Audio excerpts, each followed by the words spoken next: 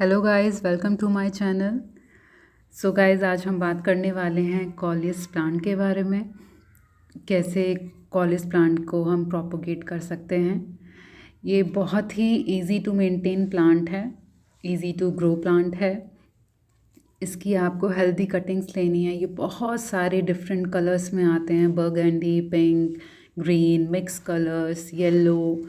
बहुत ही ज़्यादा प्यारे प्यारे कलर्स में ये प्लांट मार्केट में है जो हर किसी को अट्रैक्ट करता है। तो आपको बस करना कुछ नहीं है। जैसे अगर कहीं आप नर्सरी से प्लांट लेकर आ रहे हैं तो वो तो इजीली आप ग्रो कर सकते हैं, लेकिन यदि आपके पास कहीं ये प्लांट है और आप इसे प्रोपोगेट करना चाहते हैं, मल्टीपल करना चाहते हैं, तो आपको इसकी जो हेल्दी ब्रांचेस हैं वो आपको एक शार्प नाइफ या कोई शार्प कटर से पहले आप उसे सैनिटाइज़ कर लें। सैनिटाइज़ करने के बाद में इसकी हेल्दी स्टेम्स को आप कट करिए। और कट करने के बाद में आपको करना क्या है कि जो भी जितनी भी जैसे हेल्दी स्टेम मैं आपको दिखा रही हूँ, इसी तरीके की आपको स्टेम्स लेनी है। और इनको जो नीचे की जो लीव्स हैं, अगर वो हैं तो उन लीव्स को आप हटा दीजिए। ऊपर ऊपर की हेल्दी लीव्स रखिए। इनकी ये भी है कि इनकी जो लीव्स होती हैं वो गिरती नहीं हैं।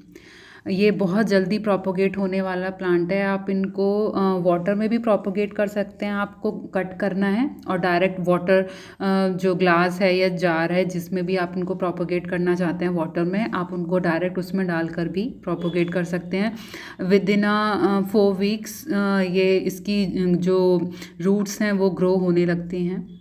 लेकिन आज मैं यहाँ पे इनको वाटर में प्रोपोगेट ना करके मैं आज इनको डायरेक्ट सॉइल में इनको प्रोपोगेट करूँगी। क्योंकि जो अगर हम इनकी जो स्टेम्स होती हैं वो बहुत ही ज़्यादा वाटरी होती हैं। अगर जब आप कट करेंगे देखेंगे इस प्लांट को तो बहुत ज़्यादा वाटरी होती हैं। तो इनको जब आप सॉइल वगैरह में आप इनको लगाते हैं तो इसमें ज़्यादा आपको वाटर वगैरह देने की ज़रूरत नहीं पड़ेगी।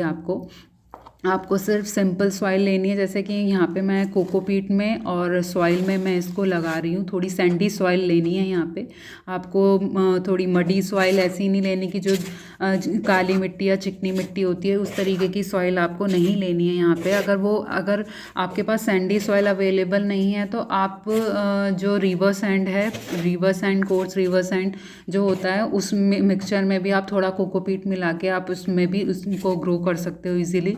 इन्हें स्टार्टिंग में किसी तरीके का फर्टिलाइज़र देने की कोई ज़रूरत नहीं है।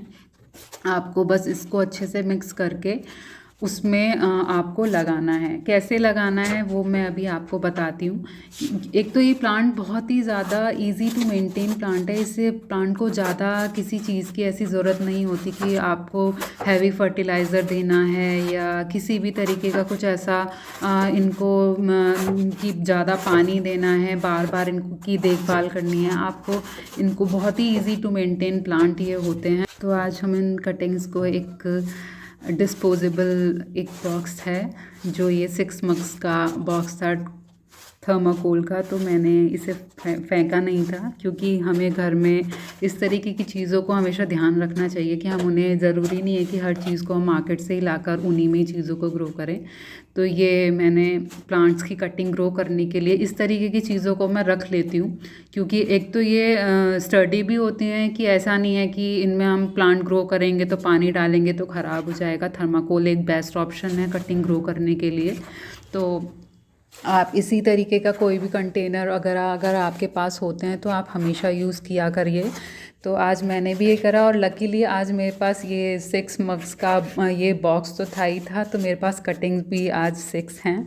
तो आज हम इन्हीं में ही इनको ग्रो करेंगे। तो इसमें होल नहीं था तो मैंने होल कर लिया, और अच्छे से होल करने के बाद में अब हम इनमें ग्रो करेंगे अपनी कटिंग्स। सो सबसे पहले हम यहाँ पे ड्राई लीव्स ले रहे हैं। मैं हमेशा की तरह ड्रेनेज होल को कवर अप करने के लिए मैं ड्राई लीव्स का ही यूज़ करती हूँ, क्योंकि ये धीरे धीरे कंपोस्ट में चेंज हो जाती हैं। बहुत सारी न्यूट्रिशन वैल्यूज़ इसके अंदर होती हैं।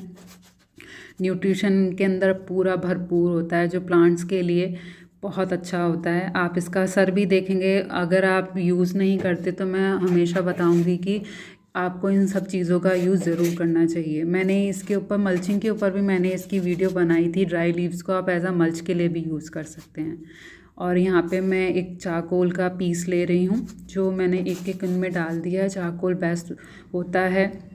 ये किसी भी तरीके की जो फंगस होती है या किसी तरीके का इसमें फंगस अटैक हो जाए या किसी भी तरीके की कोई जैसे रूट रॉट होने लगती है, तो वो उन सब चीज़ों से प्लांट को प्रोटेक्शन मिलती है। सो मैंने इसमें आप इसमें जो इनको थोड़ा और भी बारीक करके आप इस वो भी डाल सकते हैं और पीसेस भी डाल सकते हैं। और सिंपल जो हमने अभी जो सॉइल मिक्स बनाया था वो इससे आप इसे फिल कर दीजिए। क्योंकि ये जो मतलब ये जो हमारा कॉलियस प्लांट होता है, इसको आप बहुत अच्छे से मेंटेन करके रख सकते हैं। इसको कोई ज़्यादा केयर की ज़रूरत नहीं होती, बस इस प्लांट को पिंचिंग बहुत पसंद होती है। जैसे इसमें ये जैसे ग्रो होता रहता है तो आप इसकी कटिंग करते रहिए, और कटिंग करके जैसे जो गमला वगैरह है जिसमें भी लगा रखा है या आपने इसे ग्राउंड में भी लगा रखा है, तो भी आप इसकी कटिंग इसके आसपास रख देंगे, कट करके लगा देंगे, तो वो भी उससे भी प्लांट बहुत ज़्यादा बुशी हो जाता है। जितना ज़्यादा आप इसकी पिंचिंग करते रहेंगे उतना ज़्यादा ये प्लांट बुशी होता जाएगा। क्योंकि ये बिल्कुल है ना, जैसे हमारे इंडिया में हम जैसे वो पालक वगैरह की जो हमारी ग्रीन वेजीज होती हैं, उसी तरीके का इसका भी होता है। क्योंकि इसके अंदर है ना वाटर कंटेंट बहुत ज़्यादा होता है, तो इसे पानी भी जब इसकी सॉइल 1 से 2 इंच तक या 3 इंच तक ये जब ड्राई हो जाए, तब आप इसको आप पानी दीजिए। इसे ज़्यादा बार बार पानी देने की ज़रूरत नहीं होती है। और बस इस प्लांट को ज़्यादा आपको ज़्यादा धूप की ज़रूरत नहीं होती है। आप इसको इनडायरेक्ट सनलाइट में रखें। जैसे आजकल बहुत ज़्यादा अपार्टमेंट कल्चर है, वहाँ पे लोगों का गार्डनिंग करने का मन करता है, कलरफुल फ्लावर्स लगाने का मन करता है, पर प्रॉपर धूप ना आने की वजह से प्लांट नहीं लगा पाते। लगाते हैं तो वो बहुत जल्दी मर जाते हैं। तो ये इस तरीके के जो प्लांट होते हैं, ये कलरफुल लीव्स की होने की वजह से बहुत आई कैचिंग बहुत ज़्यादा होते हैं।